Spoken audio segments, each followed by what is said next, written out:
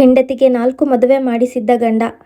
ಅದರ ಹಿಂದಿನ ಕಾರಣ ಕೇಳಿದರೆ ಎಂಥವರಿಗಾದರೂ ಆಶ್ಚರ್ಯ ಆಗೋದು ಗ್ಯಾರಂಟಿ. ನನ್ನ ಹೆಸರು ಆಕಾಶ್. ನಾನು ಇಂಜಿನಿಯರಿಂಗ್ ಮಾಡಿ ಒಂದು ಪ್ರತಿಷ್ಠಿತ ಕಂಪನಿಯಲ್ಲಿ ಕೆಲಸ ಮಾಡ್ತಾ ಇದ್ದೀನಿ. ನಮ್ಮ ಮನೆಯಲ್ಲಿ ನಮ್ಮ ತಂದೆ ತಾಯಿ ಮತ್ತು ನಾನು ಮಾತ್ರವೇ ಇರೋದು. ನಾನು ಒಂದು ಕಡೆ ಸೆಟಲ್ ಆದಮೇಲೆ ಒಂದು ಒಳ್ಳೆಯ ಹುಡುಗಿಯನ್ನು ನೋಡಿ ಮದುವೆ ಆಗಬೇಕು ಅಂದುಕೊಂಡಿದ್ದೆ. ನಾನು ಅಂದುಕೊಂಡಂತೆ ಚೆನ್ನಾಗಿ ಓದಿ ಒಳ್ಳೆಯ ಕೆಲಸಕ್ಕೆ ಸೇರಿಕೊಂಡಿದ್ದರಿಂದ ಮದುವೆ ಆಗಬೇಕು ಅನ್ನೋ ನಿರ್ಧಾರ ಕೂಡ ಮಾಡಿದ್ದೆ. ಜೊತೆಗೆ ಮನೆಯಲ್ಲಿ ಅಪ್ಪ ಅಮ್ಮ ಕೂಡ ತುಂಬ ಒತ್ತಾಯ ಮಾಡ್ತಾ ಇದ್ದರು. ಅಪ್ಪ ಅಮ್ಮ ಮೊದಲು ಹಳ್ಳಿಯಲ್ಲಿದ್ದರು. ನನಗೆ ಕೆಲಸ ಸಿಕ್ಕಿ ನಾನು ದುಡಿಯುವಂತನಾದ ಮೇಲೆ, ಒಂದು ಒಳ್ಳೆ ಪೊಸಿಷನ್ಗೆ ಬಂದಮೇಲೆ, ಹಣಕಾಸಿನಲ್ಲಿ ಸ್ಥಿತಿವಂತನಾದ ಮೇಲೆ ಬೆಂಗಳೂರಿನಲ್ಲೇ ಒಂದು ಫ್ಲ್ಯಾಟ್ ಕೂಡ ತಗೊಂಡೆ. ಜೀವನವು ತುಂಬ ಚೆನ್ನಾಗಿ ನಡೀತಾ ಇತ್ತು.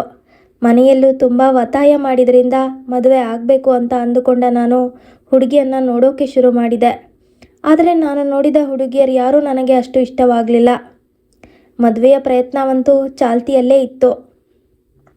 ಒಂದು ದಿನ ನಾನು ಆಫೀಸಿನಿಂದ ಮನೆಗೆ ಬರುವಾಗ ನನ್ನ ಕಾರು ಕೆಟ್ಟು ಹೋಯಿತು.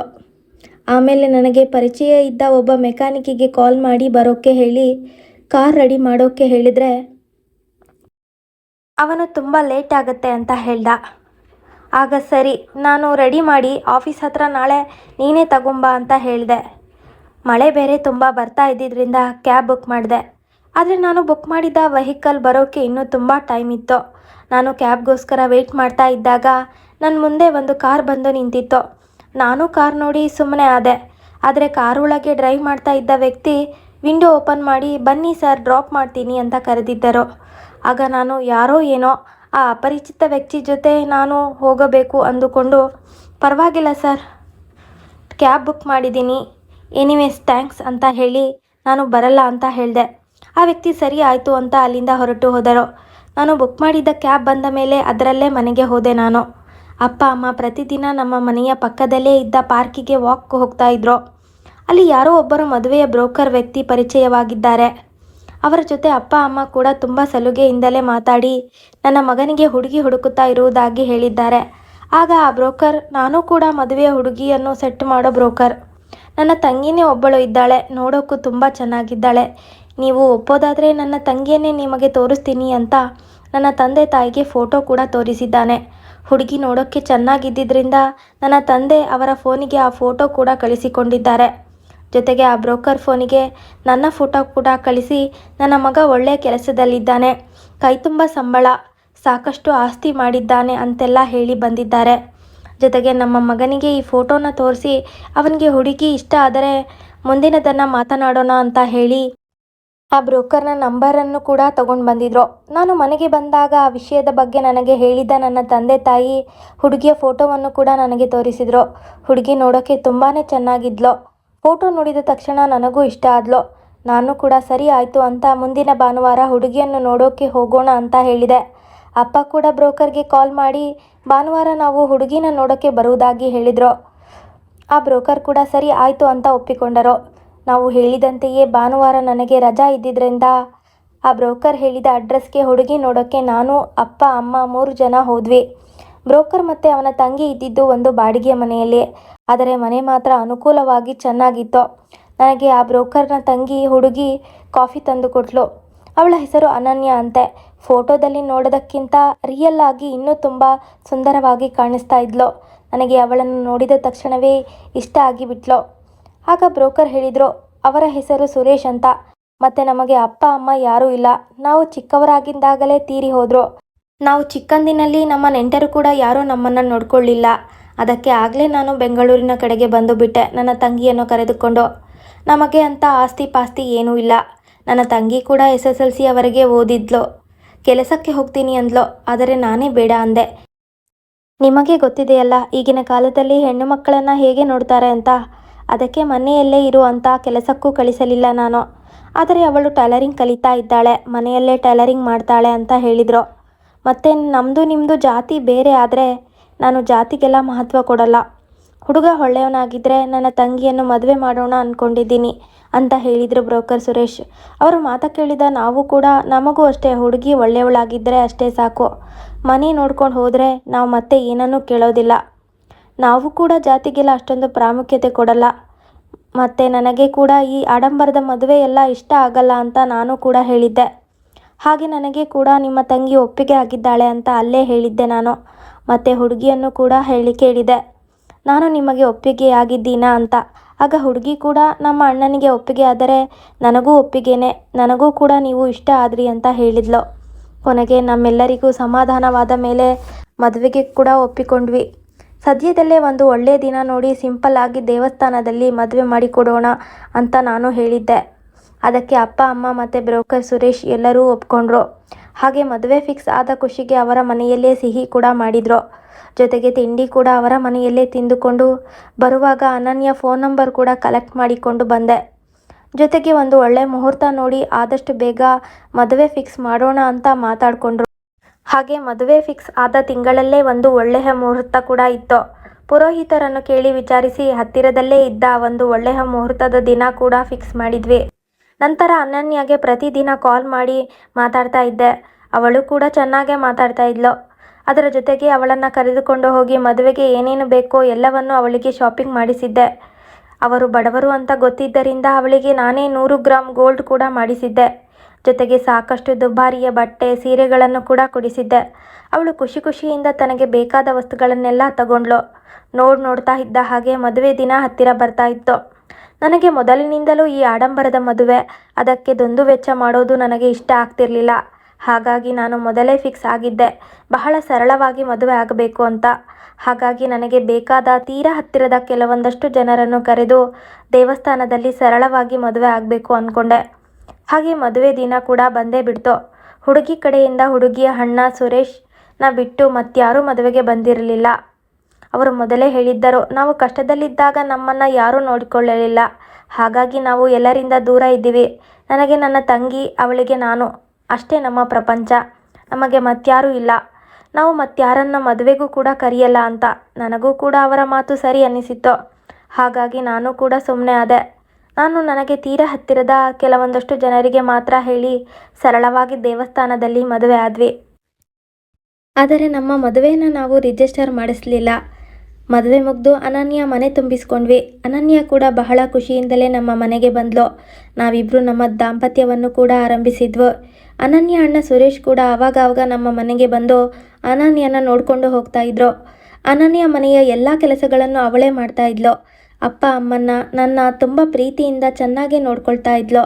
ಅಮ್ಮನಿಗೆ ಯಾವುದೇ ಕೆಲಸ ಕೂಡ ಮಾಡೋಕೆ ಬಿಡ್ತಾ ಇರಲಿಲ್ಲ. ಎಲ್ಲವನ್ನು ಅವಳೇ ಮಾಡ್ತಾ ಇದ್ಲು. ಅಪ್ಪ ಅಮ್ಮನಿಗೆ ಟೈಮ್ಗೆ ಕಾಫಿ, ತಿಂಡಿ, ಊಟ ಎಲ್ಲವನ್ನು ಕೊಟ್ಟು ಅವರ ಆರೈಕೆ ಮಾಡಿ ಅವರ ಜೊತೆಗೆ ತುಂಬ ಚೆನ್ನಾಗಿ ಹೊಂದಿಕೊಂಡು ಹೋಗ್ತಾ ಇದ್ಲು. ಇನ್ನು ನನ್ನ ಜೊತೆಗೂ ಕೂಡ ತುಂಬ ಪ್ರೀತಿಯಿಂದ ಇರ್ತಾ ಇದ್ಲು. ನಾನು ಎದ್ದೇಳುವ ಮುಂಚೆನೇ ಬೆಡ್ ಕಾಫಿ ಕೊಟ್ಟು ನನ್ನನ್ನು ಸ್ನಾನಕ್ಕೆ ಕಳಿಸಿ ನಾನು ಸ್ನಾನ ಮಾಡಿ ಬರುವಷ್ಟರಲ್ಲಿ ನನ್ನ ಬಟ್ಟೆಗಳೆಲ್ಲ ಐರನ್ ಮಾಡಿ ಜೋಡಿಸಿ ಇಡ್ತಾ ಇದ್ಲು. ನನಗೆ ಇಷ್ಟವಾಗುವ ತಿಂಡಿಗಳನ್ನೇ ಮಾಡ್ತಾ ಇದ್ಲು. ಮಧ್ಯಾಹ್ನಕ್ಕೂ ಕೂಡ ಲಂಚ್ ಬಾಕ್ಸ್ ರೆಡಿ ಮಾಡಿ ಕೊಡ್ತಾ ಇದ್ಲು. ಮನೆಯಲ್ಲಿ ಎಲ್ಲರ ಆರೋಗ್ಯದ ಬಗ್ಗೆಯೂ ತುಂಬ ಕಾಳಜಿ ವಹಿಸ್ತಾ ಇದ್ಲು. ನಾನು ಆಫೀಸಿಗೆ ಹೋದ ಮೇಲೂ ಕೂಡ ಮಧ್ಯಾಹ್ನ ಕಾಲ್ ಮಾಡಿ ಊಟ ಮಾಡಿದ್ರಾ ಅಂತೆಲ್ಲ ನನ್ನ ಯೋಗಕ್ಷೇಮ ವಿಚಾರಿಸ್ತಾ ಇದ್ಲು. ಒಟ್ಟಿನಲ್ಲಿ ನಮ್ಮೆಲ್ಲರ ಜೊತೆಯೂ ತುಂಬ ಚೆನ್ನಾಗಿ ಹೊಂದಿಕೊಂಡಿದ್ಲು. ನಾನಂತೂ ಅನನ್ಯ ನನ್ನ ಹೆಂಡತಿಯಾಗಿ ನನಗೆ ಸಿಕ್ಕಿದ್ದು ನನ್ನ ಅದೃಷ್ಟ ಅಂತಾನೇ ಭಾವಿಸಿದ್ದೆ. ಯಾಕಂದರೆ ಈಗಿನ ಕಾಲದಲ್ಲಿ ಹುಡುಗಿಯರೆಲ್ಲ ಒಟ್ಟಿಗೆ ಇದ್ದರೆ ಪ್ರೈವಸಿ ಇರೋಲ್ಲ ಅಂತ ಗಂಡ ಹೆಂಡತಿ ಇಬ್ಬರೇ ಸಪರೇಟ್ ಆಗಿರೋಣ ಅಂತ ಹೇಳೋ ಕಾಲದಲ್ಲೂ ಕೂಡ ಅನನ್ಯ ಅಪ್ಪ ಅಮ್ಮನ ಜೊತೆ ಇರೋಣ ಅಂತ ಹೇಳಿತ್ತು ಅಲ್ಲದೆ ಅವರನ್ನು ತುಂಬ ಕಾಳಜಿಯಿಂದ ನೋಡ್ಕೊಳ್ತಾ ಇದ್ಲು. ಇದೆಲ್ಲವೂ ನನ್ನ ಮನಸ್ಸಿಗೆ ಸಮಾಧಾನವನ್ನು ತಂದಿದ್ದು. ನಾನು ಅನನ್ಯನ ಹೊರಗಡೆ ಸುತ್ತಾಡೋಕ್ಕೆ ಹೋಗೋಣ ಅಂತ ಹೇಳಿದರೆ ಅವಳು ಅತ್ತೆ ಮಾವನ್ನ ಕೂಡ ನಮ್ಮ ಜೊತೆಗೆ ಕರ್ಕೊಂಡು ಹೋಗೋಣ, ಅವರು ತಾನೇ ಎಲ್ಲಿಗೆ ಹೋಗ್ತಾರೆ ಅಂತ ಅವರನ್ನು ಕೂಡ ಜೊತೆಗೆ ಕರ್ಕೊಂಡು ಹೋಗೋಣ ಅಂತ ಹೇಳ್ತಾ ಇದ್ಲು. ಅವಳ ಈ ಗುಣವಂತೂ ನನಗೆ ಬಹಳ ಇಷ್ಟವಾಗಿತ್ತು. ಈ ಮಧ್ಯದಲ್ಲೇ ನನಗೆ ಯಾವುದೋ ಒಂದು ದೊಡ್ಡ ಮೊತ್ತದ ಹಣ ಕೂಡ ಬಂತು. ನಾನು ಆ ಹಣದಲ್ಲಿ ಮನೆ ಕಟ್ಟಿ ಬಾಡಿಗೆ ಬರುವಂತೆ ಮಾಡೋಣ ಅಂತ ಅಂದ್ಕೊಂಡೆ. ಅದನ್ನು ಮನೆಯವರ ಬಳಿ ಕೂಡ ಹೇಳಿದೆ. ಆಗ ಅನನ್ಯ ಒಂದು ಸಲಹೆ ಕೊಟ್ಟಳು. ಮನೆ ಕಟ್ಟಿದ್ರೆ ಸೈಟ್ ವ್ಯಾಲ್ಯೂ ಕಡಿಮೆ ಆಗುತ್ತೆ. ಜೊತೆಗೆ ಕೆಲವು ವರ್ಷಗಳು ಕಳೆದ ಮೇಲೆ ಮನೆಗೆ ವ್ಯಾಲ್ಯೂ ಇರೋದಿಲ್ಲ. ಅದು ಅಲ್ಲದೆ ಬಾಡಿಗೆಗೆ ಮನೆ ಕೊಟ್ಟರೆ ಸುಮ್ಮನೆ ತಲೆನೋವು. ಅದರ ಬದಲು ಯಾವುದಾದರೂ ಸೈಟ್ ತಗೊಳ್ಳಿ. ಸೈಟ್ ಮೇಲೆ ಇನ್ವೆಸ್ಟ್ ಮಾಡಿದರೆ ದಿನದಿಂದ ದಿನಕ್ಕೆ ಸೈಟ್ ವ್ಯಾಲ್ಯೂ ಕೂಡ ಜಾಸ್ತಿ ಆಗುತ್ತೆ. ಅಥವಾ ನಮಗೆ ತೀರಾ ಅವಶ್ಯಕತೆ ಬಿದ್ದಾಗ ಅದನ್ನು ಬೇಕಿದ್ರೆ ಮಾರಬಹುದು ಅಂತ ಹೇಳಿದ್ಲು. ಅವಳ ಮಾತು ಕೇಳಿದ ನನಗೆ ಆಶ್ಚರ್ಯವಾಗಿತ್ತು. ಅವಳಿಗೆ ಇಷ್ಟೊಂದು ನಾಲೆಡ್ಜ್ ಇರಬಹುದು ಅಂತ ನಾನು ಅಂದುಕೊಂಡಿರಲಿಲ್ಲ. ಜೊತೆಗೆ ಅವಳು ಹೇಳಿದ ಮಾತುಗಳು ನನಗೂ ಕೂಡ ಸರಿ ಅನ್ನಿಸ್ತು. ನಾನು ಕೂಡ ಒಂದು ಒಳ್ಳೆಯ ಸೈಟನ್ನು ಹುಡುಕುವ ಪ್ರಯತ್ನ ಮಾಡ್ತಾ ಇದ್ದೆ. ಇಷ್ಟೆಲ್ಲ ಆಗೋ ಅಷ್ಟರಲ್ಲಿ ನಮ್ಮ ಮದುವೆ ಆಗಿ 1 ತಿಂಗಳಾಗಿತ್ತು ಅಷ್ಟೆ. ಕೊನೆಗೂ ಒಬ್ಬರು ಬ್ರೋಕರ್ ಕಡೆಯಿಂದ ನಮಗೆ ಒಂದು ಒಳ್ಳೆಯ ಸೈಟ್ ಸಿಕ್ತು. ಅದನ್ನು ನಾವೆಲ್ಲ ಹೋಗಿ ನೋಡಿಕೊಂಡು ಬಂದು ನಮ್ಮೆಲ್ಲರಿಗೂ ಆ ಸೈಟ್ ಒಪ್ಪಿಗೆ ಕೂಡ ಆಯಿತು. ಆ ಸೈಟ್ ಮಾರ್ತಾ ಇದ್ದವರಿಗೆ ಹಣದ ಅಗತ್ಯ ತುಂಬ ಇದ್ದಿದ್ದರಿಂದ ಬೇಗನೆ ರಿಜಿಸ್ಟ್ರೇಷನ್ ಮಾಡ್ಕೊಳ್ಳಿ ಅಂತ ತುಂಬ ಒತ್ತಾಯ ಮಾಡಿದರು. ನನ್ನ ಹತ್ರ ಯಾವುದೋ ಒಂದು ಅಮೌಂಟ್ ಬಂದಿದ್ದರಿಂದ ಸರಿ ಅಂತ ನಾನು ಕೂಡ ಒಪ್ಕೊಂಡು ರಿಜಿಸ್ಟ್ರೇಷನ್ಗೆ ಒಂದು ಡೇಟ್ ಕೂಡ ಫಿಕ್ಸ್ ಆಯಿತು. ನಾಳೆ ರಿಜಿಸ್ಟ್ರೇಷನ್ ಇದೆ ಅನ್ನುವಾಗ ನಾನು ರಿಜಿಸ್ಟ್ರೇಷನ್ ಹಿಂದಿನ ದಿನ ಬ್ಯಾಂಕಿನಿಂದ ಅಮೌಂಟ್ ಎಲ್ಲ ಡ್ರಾ ಮಾಡಿಕೊಂಡು ಬಂದು ಮನೆಯ ಕಬೋರ್ಡ್ನಲ್ಲಿ ಇಟ್ಟಿದ್ದೆ. ರಾತ್ರಿ ಎಲ್ಲರದ್ದು ಊಟ ಆಗಿ ಮಲಗಿದ್ವಿ. ಮಾರನೇ ದಿನ ಬೆಳಗ್ಗೆ ಎಚ್ಚರ ಆದಾಗ ಸಮಯ 11 ಗಂಟೆ. ಟೈಮ್ ನೋಡಿದ ನಾನು ಇಷ್ಟೊತ್ತುವರೆಗೂ ಮಲಗಿಬಿಟ್ಟಿದ್ನಲ್ಲ ಅಂತ ಅಂದುಕೊಂಡವನು ಕಣ್ಣು ಬಿಡೋಕೆ ಪ್ರಯಾಸ ಪಡ್ತಾ ಇದ್ದರೂ ಕಷ್ಟಪಟ್ಟು ಕಣ್ಬಿಟ್ಟು ಎದ್ದವನು, ಈ ಅನನ್ಯನಾದರೂ ನನ್ನನ್ನು ಏಳಿಸಬಾರ್ದಾ, ಇವತ್ತು ಬೇರೆ ರಿಜಿಸ್ಟ್ರೇಷನ್ ಇದೆ ಅಂದ್ಕೊಂಡು ಎದ್ದು ಅನನ್ಯ ಅಂತ ಕೂಗಿದ್ರೆ ಮನೆಯಲ್ಲಿ ಎಲ್ಲೂ ಅನನ್ಯ ಕಾಣಿಸಲೇ ಇಲ್ಲ. ಕೊನೆಗೆ ಅಪ್ಪಾಜಿ ಅಮ್ಮನ ರೂಮ್ಗೆ ಹೋಗಿ ನೋಡಿದರೆ ಅವರಿನ್ನೂ ಮಲಗೇ ಇದ್ದಾರೆ. ಅವರು ಯಾವತ್ತೂ ಇಷ್ಟೊತ್ತಿನವರೆಗೂ ಮಲಗಿದವರೇ ಅಲ್ಲ. ಇವತ್ತೇನಾಯಿತು ಇವರಿಗೆ ಅಂತ ಅವರನ್ನು ತಟ್ಟಿ ಎದ್ದೊಳಿಸೋ ಪ್ರಯತ್ನ ಮಾಡಿದ್ದೆ. ಅವರು ಕೂಡ ಕಷ್ಟದಲ್ಲೇ ನಿಧಾನವಾಗಿ ಕಣ್ಣು ಬಿಟ್ಟವರು. ಏನಾಯಿತು ನಿನಗೆ ಅಂತ ಕೇಳಿದರು. ಆಗ ನಾನು, ಅಪ್ಪಾಜಿ ಅಮ್ಮ, ಅನನ್ಯ ಎಲ್ಲಿ? ನಾನು ಆಗ್ಲಿಂದ ಕೂಗ್ತಾ ಇದ್ದೀನಿ, ಅವಳು ಮನೆಯಲ್ಲಿ ಎಲ್ಲೂ ಕಾಣಿಸ್ತಾ ಇಲ್ಲ. ಇಷ್ಟು ಬೆಳಗ್ಗೆ ಎದ್ದು ಎಲ್ಲಿಗೆ ಹೋದ್ಲು, ನಿಮಗೇನಾದರೂ ಗೊತ್ತಾ ಅಂತ ಕೇಳಿದಾಗ ಅವರು, ಇಲ್ಲ ಆಕಾಶ್, ನಮಗೇನು ಗೊತ್ತಿಲ್ಲ, ನಮಗೇನು ಹೇಳಿಲ್ಲ ಅವಳು, ಫೋನ್ ಮಾಡಿ ನೋಡೋಣ ಅಂತ ಹೇಳಿದರು. ನಾನು ಕೂಡ ಸರಿ ಅಂತ ಫೋನ್ ಮಾಡಿದ್ರೆ ಫೋನ್ ಸ್ವಿಚ್ ಆಫ್ ಬರ್ತಾ ಇತ್ತು. ಕೊನೆಗೆ ಆಚೆಗೆ ಹೋಗಿ ನೋಡಿದ್ರೆ ಮೇನ್ ಡೋರ್ ಓಪನ್ ಆಗಿತ್ತು. ಹೊರಗಡೆ ಎಲ್ಲೂ ಕೂಡ ಅನನ್ಯ ಕಾಣಿಸಲಿಲ್ಲ. ನನಗೆ ಒಂದು ಕ್ಷಣ ಗಾಬರಿ ಆಯಿತು. ಜೊತೆಗೆ ಏನು ಮಾಡಬೇಕು ಅಂತ ಕೂಡ ಗೊತ್ತಾಗದೆ ತಲೆಯನ್ನು ಒತ್ತಿ ಹಿಡಿದು ಸೋಫಾದ ಮೇಲೆ ಸುಮ್ಮನೆ ಕೂತೆ. ಆಗ ನನ್ನ ತಲೆಯಲ್ಲಿ ಒಂದು ಅನುಮಾನ ಮೂಡಿತ್ತು. ಸೀದಾ ಮೇಲೆ ನನ್ನ ರೂಮಿಗೆ ಓಡಿ ಹೋದೆ. ಅನನ್ಯ ಫೋನ್ ಅಲ್ಲೇ ರೂಮಿನಲ್ಲಿದ್ದು ಟೇಬಲ್ ಮೇಲೆ ಇತ್ತು. ತಕ್ಷಣ ಕಬೋರ್ಡ್ ತೆಗೆದು ನೋಡಿದೆ. ಕಬೋರ್ಡ್ ತೆಗೆದು ನೋಡಿದ ನನಗೆ ದೊಡ್ಡ ಆಘಾತವೇ ಆಗಿತ್ತು. ಯಾಕಂದರೆ ನಿನ್ನೆ ತಾನೇ ನಾನು ಡ್ರಾ ಮಾಡಿಕೊಂಡು ಬಂದಿದ್ದ ಹಣ ಕಬೋರ್ಡಿನಲ್ಲಿ ಇರಲಿಲ್ಲ. ಜೊತೆಗೆ ಒಡವೆ ಬಾಕ್ಸ್ಗಳೆಲ್ಲ ಖಾಲಿಯಾಗಿತ್ತು. ನನಗಂತೂ ಒಂದು ಕ್ಷಣ ತಲೆ ತಿರುಗಿದಂತಾಗಿತ್ತು.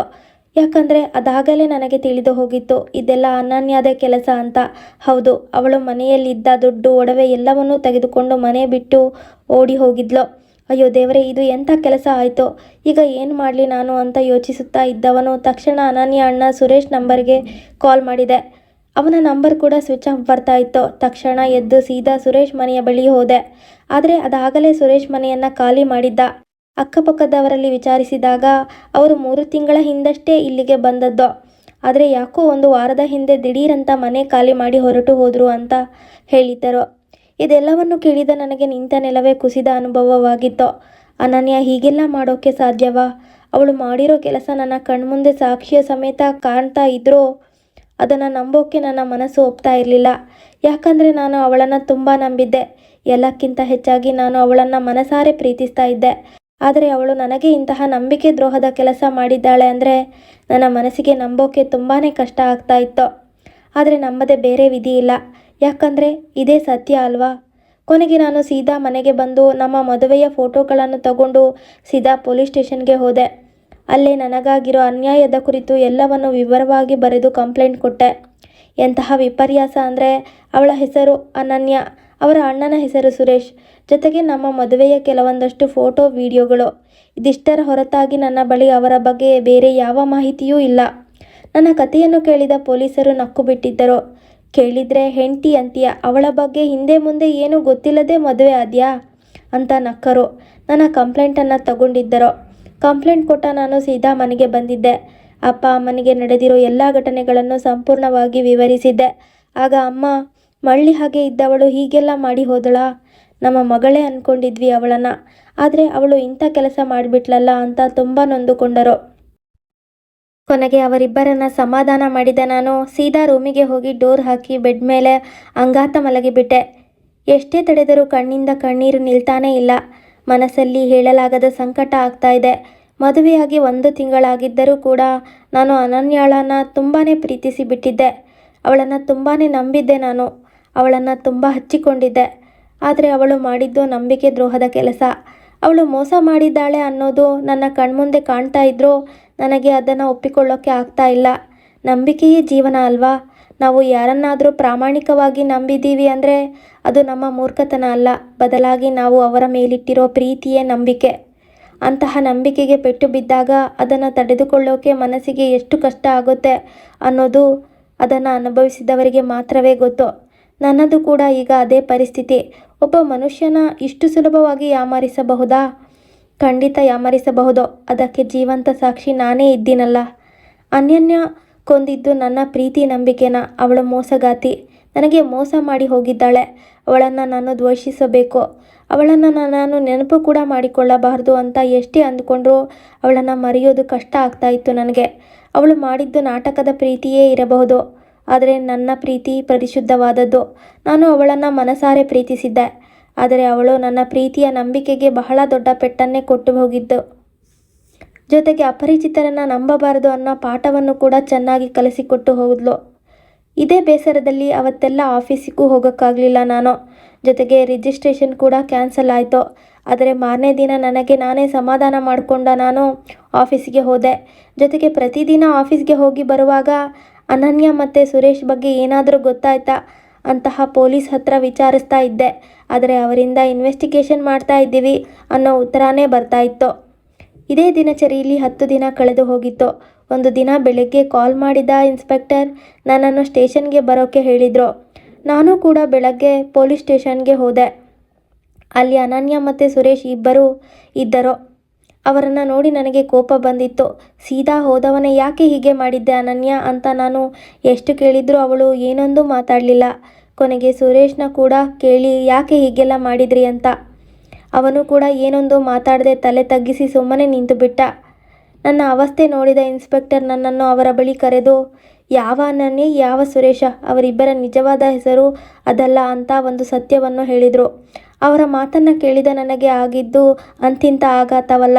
ಹೌದು, ಅನನ್ಯ ಮತ್ತು ಸುರೇಶ್ ಇಬ್ಬರು ಅಣ್ಣ ತಂಗಿ ಅಲ್ಲ, ಅವರಿಬ್ಬರು ಗಂಡ ಹೆಂಡತಿ ಅನ್ನೋದು. ಸ್ವತಃ ಸುರೇಶ್ ಅನನ್ಯಾಗೆ 3 ಮದುವೆ ಮಾಡಿಸಿದ್ದಾನೆ. ಅವರು ಹೀಗೆಲ್ಲ ಮಾಡೋಕ್ಕೆ ಕಾರಣ ಹಣ, ಐಷಾರಾಮಿ ಜೀವನ. ಹೌದು, ಅನನ್ಯ ಮತ್ತು ಸುರೇಶ್ ಪ್ರೀತಿಸಿ ಮದುವೆಯಾದವರು. ತುಂಬ ಕಷ್ಟಪಟ್ಟು ದುಡಿದರೂ ಅದರಿಂದ ಅವರ ಅಂದುಕೊಂಡಂತಹ ಜೀವನ ನಡೆಸೋಕ್ಕೆ ಆಗಲಿಲ್ಲ. ಅದಕ್ಕೆ ಈ ಕಳ್ಳ ದಾರಿ ಹಿಡಿದಿದ್ದರು. ಯಾವುದಾದರೂ ಒಂದು ಊರಿಗೆ ಹೋಗಿ ಅಲ್ಲಿ ನಾವಿಬ್ಬರು ಅಣ್ಣ ತಂಗಿ ಅಂತ ಹೇಳಿಕೊಂಡು ಒಂದು ಮನೆ ಮಾಡಿಕೊಂಡು ಅಲ್ಲೇ ಇರೋದು. ಜೊತೆಗೆ ಸುರೇಶ್ ನಾನೊಬ್ಬ ಮದುವೆ ಬ್ರೋಕರ್ ಅಂತ ಹೇಳೋದು. ಯಾರಾದರೂ ಅವನ ಮಾತನ್ನು ನಂಬಿ ಹುಡುಗಿ ತೋರಿಸಿ ಅಂದರೆ ನನ್ನ ತಂಗಿನೇ ಇದ್ದಾಳೆ ಅಂತ ಅನನ್ಯನ ತೋರಿಸೋದು. ಅವರು ಒಪ್ಕೊಂಡ್ರೆ ನಮಗೆ ಯಾರೂ ಇಲ್ಲ, ನಾವು ಅನಾಥರು, ಹಾಗಾಗಿ ಮದುವೆಗೆ ನಾವು ಯಾರನ್ನೂ ಕರೆಯೋದಿಲ್ಲ ಅಂತ ಹೇಳಿ ಮದುವೆ ಆಗೋದು. ನಂತರ 1 ತಿಂಗಳು ಗಂಡನ ಮನೆಯವರ ವಿಶ್ವಾಸ ಗಳಿಸಿ ಮನೆಯಲ್ಲಿದ್ದ ದುಡ್ಡು ಒಡವೆ ಎಲ್ಲವನ್ನು ದೋಚಿ ಅಲ್ಲಿಂದ ಪರಾರಿಯಾಗೋದು. ಮತ್ತೆ ಬೇರೆ ಕಡೆ ಹೋಗಿ ಬೇರೊಂದು ಹೆಸರನ್ನು ಇಟ್ಕೊಂಡು ಅಲ್ಲೂ ಕೂಡ ಇದೇ ರೀತಿ ಮೋಸ ಮಾಡೋದು. ಹೀಗೆ 4 ಬಾರಿ ತನ್ನ ಹೆಂಡತಿಗೆ ಮದುವೆ ಮಾಡಿಸಿದ್ದಾನೆ ಸುರೇಶ ಅನ್ನೋದು ಪೊಲೀಸರ ತನಿಖೆಯಿಂದ ಗೊತ್ತಾಗಿತ್ತು. ಇದನ್ನೆಲ್ಲ ಕೇಳಿದ ನನಗೆ ತಲೆ ಸುತ್ತಿದಂತಾಗಿತ್ತು. ಈ ಕಾಲದಲ್ಲಿ ಯಾರನ್ನು ನಂಬಬೇಕು, ಯಾರನ್ನು ನಂಬಬಾರ್ದು ಏನೊಂದು ಗೊತ್ತಾಗೋದಿಲ್ಲ. ಕೊನೆಗೆ ಪೊಲೀಸರು ನನ್ನಿಂದ ಅನನ್ಯ ಮತ್ತು ಸುರೇಶ್ ದೋಚಿದ್ದ ಹಣ ಮತ್ತು ಒಡವೆ ಎಲ್ಲವನ್ನೂ ನನಗೆ ವಾಪಸ್ ಸಿಗುವಂತೆ ಮಾಡಿದರು. ಹಾಗೆ ಅವರಿಬ್ಬರಿಗೂ ಶಿಕ್ಷೆ ಕೂಡ ಆಗುವಂತೆ ಮಾಡಿದರು. ಇದೆಲ್ಲ ನೋಡಿ ನನಗೆ ಮದುವೆಯೇ ಬೇಡ ಅನ್ನುವಂತೆ ಆಗಿತ್ತು. ಎಲ್ಲವನ್ನು ಅನುಮಾನದ ದೃಷ್ಟಿಯಲ್ಲಿ ನೋಡೋಕೆ ಶುರು ಮಾಡಿದ್ದೆ. ನಾನು 4 ವರ್ಷ ಹಾಗೆ ಒಬ್ಬನೇ ಒಂಟಿಯಾಗಿ ಇದ್ದೆ. ಕೊನೆಗೆ ಅಪ್ಪ ಅಮ್ಮ, ನಮಗೂ ವಯಸ್ಸಾಗ್ತಾ ಬಂತು, ದಯವಿಟ್ಟು ಮದುವೆ ಮಾಡ್ಕೊ, ನಿನ್ನ ಮದುವೆನ ನೋಡಿ ನಾವು ಕಣ್ಮುಚ್ತೀವಿ ಅಂತ ಏನೇನೋ ಮಾತುಗಳನ್ನ ಆಡಿ ಕೊನೆಗೂ ನನ್ನನ್ನು ಕನ್ವಿನ್ಸ್ ಮಾಡಿದರು. ಕೊನೆಗೆ ವಿಧಿ ಇಲ್ಲದೆ ನಾನು ನಮಗೆ ಪರಿಚಯ ಇದ್ದ ನಮ್ಮ ಸಂಬಂಧಿಕರಲ್ಲೇ ಒಂದು ಹುಡುಗಿಯನ್ನು ನೋಡಿ ಮದುವೆ ಆದೆ. ನಾನು ಮದುವೆಯಾಗಿ 3 ವರ್ಷ ಆಯಿತು. ನನಗೆ ಒಬ್ಬ ಮಗ ಕೂಡ ಇದ್ದಾನೆ. ಇದು ಆಕಾಶ್ ಅನ್ನೋ ನನ್ನ ಕತೆ. ಈ ಕತೆ ನಿಮಗೆ ಹೇಗನ್ನಿಸ್ತು? ಅನನ್ಯ ಸುರೇಶ್ ಆಡಿದ ನಾಟಕದ ಬಗ್ಗೆ ನಿಮ್ಮ ಅನಿಸಿಕೆ ಏನೇ ಇದ್ರೂ ಕಮೆಂಟ್ನಲ್ಲಿ ತಿಳಿಸಿ. ಹಾಗೆ ಕತೆ ಇಷ್ಟವಾಗಿದ್ದರೆ ಲೈಕ್ ಮಾಡೋದನ್ನು ಮಾತ್ರ ಮರಿಬೇಡಿ. ಮತ್ತಷ್ಟು ಕತೆಗಳಿಗಾಗಿ ಸಬ್ಸ್ಕ್ರೈಬ್ ಮಾಡ್ಕೊಳ್ಳಿ. ಹಾಗೆ ಈ ಕಥೆಯನ್ನು ಪೂರ್ತಿ ಕೇಳಿದ್ದಕ್ಕಾಗಿ ಧನ್ಯವಾದಗಳು.